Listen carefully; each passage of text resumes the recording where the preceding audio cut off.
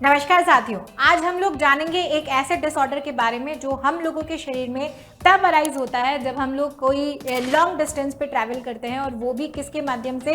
Aeroplanes के माध्यम से। आप सभी लोगों ने जेट लैग स्लीपिंग वेक डिसऑर्डर के बारे में यहाँ पर जो है वो सुना होगा। ये डिसऑर्डर सामान्यतः तब देखा जाता है जब लॉन्ग डिस्टेंस पे ट्रैवल किया जाता है और आप एक कंट्री से दूसरी कंट्री में ट्रैवल कर रहे हैं और उन दोनों कंट्रीज के टाइम जोन में जो है वो काफी सारा डिफरेंस होता है। जैसे कि अगर आप इंडिया से जब ट्रैवल करना स्टार्ट कर रहे हैं तो वहां पर अगर शाम के 4 बज रहे हैं तो वहीं जिस दूसरी कंट्री में आप जा रहे हैं वहां पे हो सकता है रात के 2 बज रहे हो या सुबह के 6 जो है वो 6 बज रहे हो। तो हम लोग ये जानते हैं कि हमारी बॉडी जो है वो बॉडी के अंदर एक बायोलॉजिकल क्लॉक होती है, जो बायोलॉजिकल क्लॉक एक सर्केडियन रिदम के अकॉर्डिंग जो है वो काम करती है, और इसी बायोलॉजिकल क्लॉक को कंट्रोल करने का काम हमारे ब्रेन में उपस्थित एक ग्रंथि करती है जिसका नाम होता है पीनियल ग्रंथि, जिससे मेलेटोनिन हार्मोन का सीक्रेशन होता है और वही मेलेटोनिन हार्मोन इस बायोलॉजिकल क्लॉक को रेगुलेट करता है। लेकिन कहते हैं ना कि जब यही टाइम जोन जो है वो चेंज होते हैं तो कहीं ना कहीं यही बायोलॉजिकल क्लॉक डिस्टर्ब हो जाती है,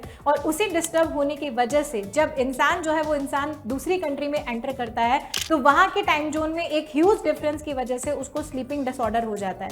उसे नींद जो है वो नींद नहीं आती, बहुत ज़्यादा हेडेक की सिचुएशन जो है वो वहाँ पर हो जाती है।